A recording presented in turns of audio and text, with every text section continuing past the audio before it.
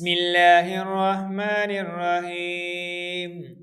هودا أو نصارى تلك أمانيهم قل هاتوا برهانكم إن كنتم صادقين بلى من أسلم وجهه لله وهو محسن فله أجره عند ربه ولا خوف عليهم ولا هم يحزنون. وقالت اليهود ليست النصارى على شيء وقالت النصارى ليست اليهود على شيء وهم يتلون الكتاب كذلك قال الذين لا يعلمون مثل قولهم فالله يحكم بينهم يوم القيامة فيما كانوا فيه يختلفون.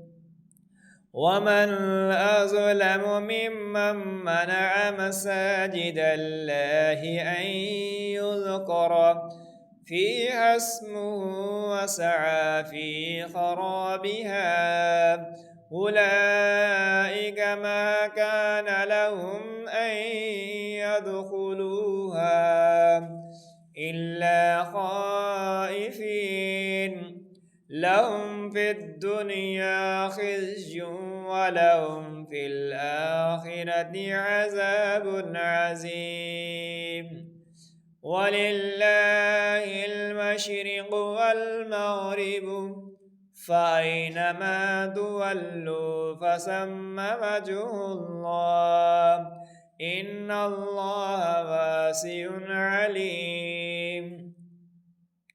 وقالوا اتخذ الله ولدا سبحانه بل له ما في السماوات والأرض كل له قانتون بديع السماوات والأرض وإذا قضى أمرا فإنما يقول له كن فيكون.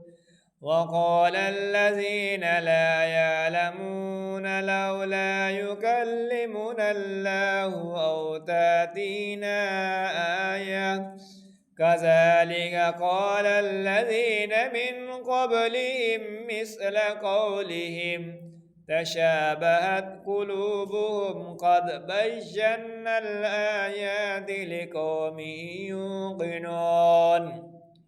إنا أرسلناك بالحق بشيرا ونذيرا ولا تسأل عن أصحاب الجحيم ولن ترضى عنك اليهود ولا النصارى حتى تتبع ملتهم قل إن هدى الله هو الهدى ولئن اتبعت أهواءهم بعد الذي جاءك من العلم ما لك من الله من ولي ولا نصير.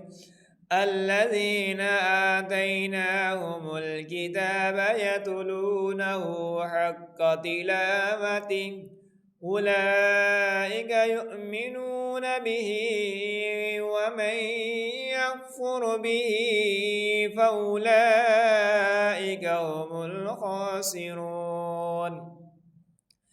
يا بني إسرائيل اذكروا نعمتي التي أنعمت عليكم وأني فضلتكم على العالمين واتقوا يوما لا تجزي نفس عن نفس شيئا ولا يقبل منها